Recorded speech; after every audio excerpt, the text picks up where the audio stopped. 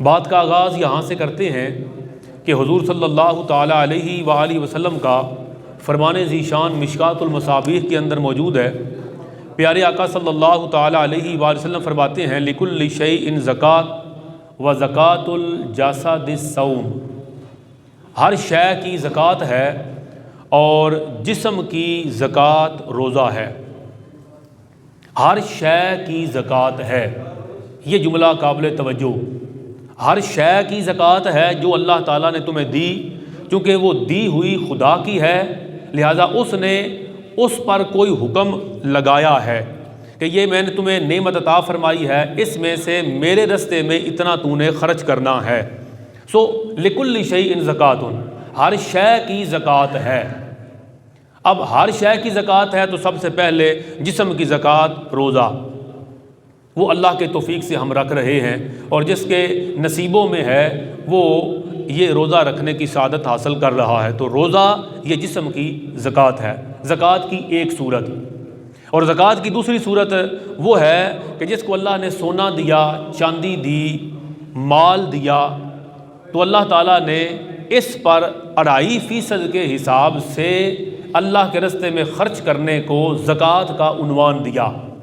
2.5% اس میں سے خرچ کرو، سال گزر جائے تو سونے چاندی کی زکوٰۃ اس کو زکوٰۃ کہا گیا، اور جسم کی زکوٰۃ کو روزہ کہا گیا۔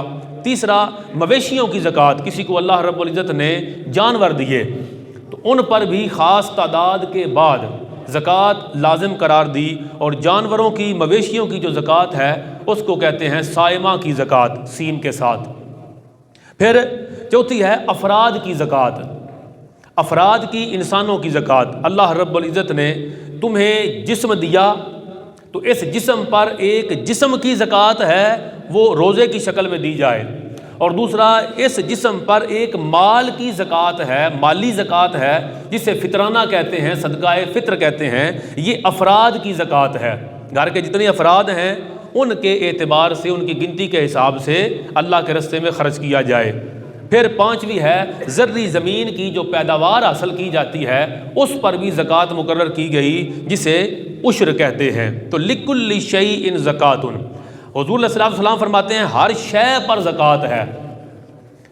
جسم کی زکوٰۃ روزہ، سونے چاندی مال کی زکوٰۃ 2.5%، مویشیوں کی زکوٰۃ اسے صائمہ کی زکوٰۃ کہتے ہیں، افراد کی زکوٰۃ فطرانہ، اور زرعی زمین کی جو پیداوار ہے اس کی زکوٰۃ عشر۔ زکوٰۃ اللہ رب العزت نے مسلمانوں پر فرض فرمائی اور حکم دیا کہ مسلمان اللہ کے دیے ہوئے مال سے زکوٰۃ ادا کریں۔